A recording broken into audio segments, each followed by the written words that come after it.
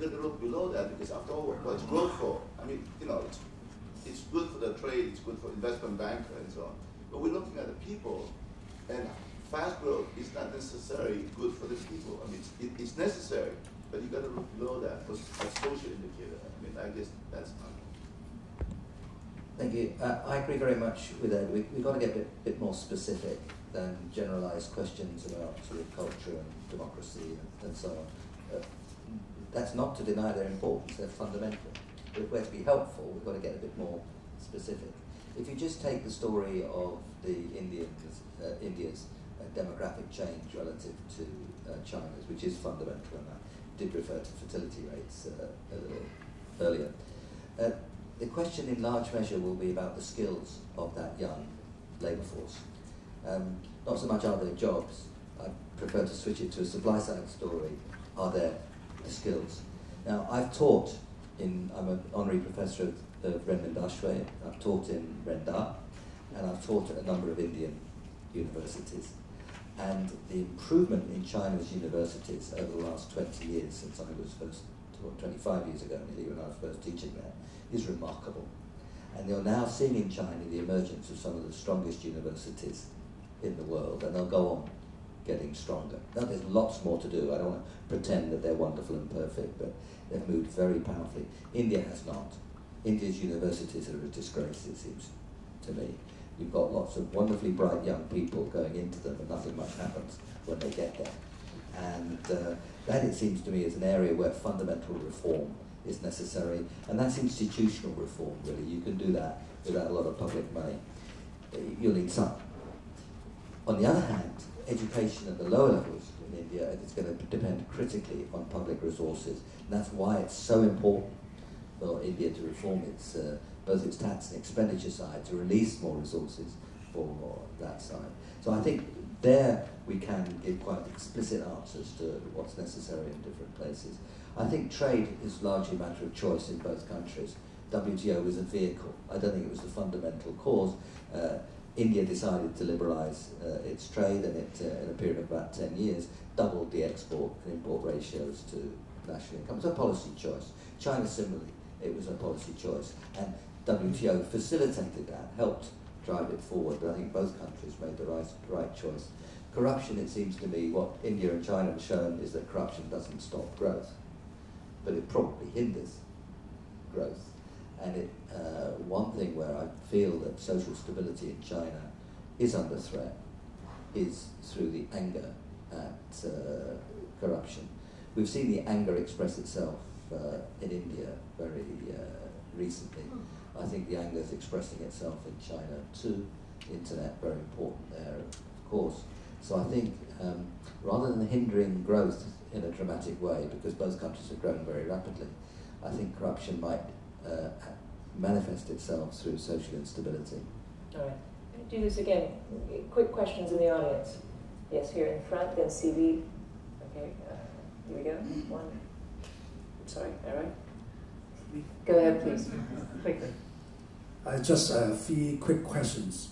The first is that, is the democracies we are talking about today equivalent to the political system adopted in the West?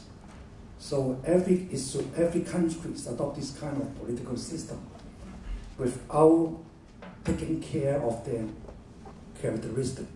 Okay, the first. The second question is the kind of democracy we see today in the West being adopted during the early stage of economic development, especially during the process of industrialization in the Western world? About Lee Kuan Yew's comment, is public sentiments being considered and expert view being consulted during the decision-making process in both Singapore and China? Can we also consider this kind of public consultative process a part of democracy as the situation in Hong Kong, especially before the year 1997? Okay. So this is and now a question in front, please. So your question is one person, one vote work for everywhere. I'd like to go back to some of the starting comments by particularly Panellists and Edwin Lim on the reason why 60 years of democratic development has not improved, has not resulted in proportionate social progress. You spoke about land reform in both places, but actually, as we know, the implementation of land reform in India was extremely limited. It was not pervasive except in a few areas. In China, there was a great leveling through both good and bad means. Is the problem of elitism in Indian democracy a capture of the benefits of growth, a result of those different starting points in terms of the leveling or not leveling? And the second part of it is, Louis Dumont wrote the famous book Homo Hierarchicus, and India, the most sort of hierarchically structured society in the world. Is that so ingrained in the Indian civilizational DNA that even political mobilization from the ground up that's happening now will never crack it? Right. I know Mark Michelson and a bunch of other people have questions, and I know that we're all getting frustrated because we've got this vast topic to cover that we all really care about and can never cover in this time period, even if you've divided the countries up.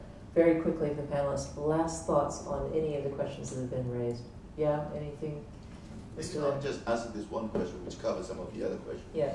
I'm very much arguing against labeling, but rather than autocracy and things, I guess the one I would accept is that the government in China is too strong. It's very strong, and I think Mr. Gupta probably agree. And therefore, as Nick mentioned, it can lead to the Great Leap Forward. But it can also get done, expressway, infrastructure, and so on. The government in India is too weak. Therefore, as Nick also mentioned, when Indira Gandhi tried to impose it, there's a check and balance. But on the other hand, I had long discussion with Vajpayee, who just wanted to build a very simple highway system. You never get it done. So, if you want to generalize, that would be a joke. But I really want, I'm sorry because I seem to have steered the discussion exactly opposite of what I was hoping for, is that get away from this thing about democracy and dictatorship. It's much more complicated than that. You got to get below that. And there are governance issues in both countries, strengths and weaknesses in both countries. And they are leading to growth, but growth in both countries leading to problems. Right, and your thoughts? Okay, I think if India had a social revolution before democracy would function much, much better than today. But India didn't have a social revolution. On the other hand, China had one. But of course, we had a long process of this authoritarian government. So I think that both countries are moving in the right direction. It takes time. I mean, if you want to think about democracy, you have to wait for quite a long time for it to establish. I think the problem is deeper than just a political system. If you want to change a political system, suppose there is a God, you can change it overnight, but you cannot change the social structure by the God. Right? That takes a long, long time. And we know that social structure might be just a prerequisite for democracy to function well. Right. I guess one thing I'd say is that, in India, we are where we are, whether it's a hierarchical system or it's the flaws of democracy or politics or whatever. But there is still time to correct this. And the biggest problem that I see is that the political framework is too fragmented. There are two parties which now have almost octogenarians at the head of their parties. You have Sonia Gandhi and you have Advani. And if they could just get their heads together and say they maybe don't have more than 5 to 10 years to live, and get in a room and form a coalition between the BJP and Congress, I think most problems can get sorted out. Some people say Indians are dreamers. Chinese are. I'm really sorry that we're out of time because I myself would really love to continue this conversation. There is a coffee break after this, so maybe some of those of you didn't get your questions answered, which is most of you, can talk with the panelists then if you all stick around and suffer a few more questions. Right? Please give him a hand.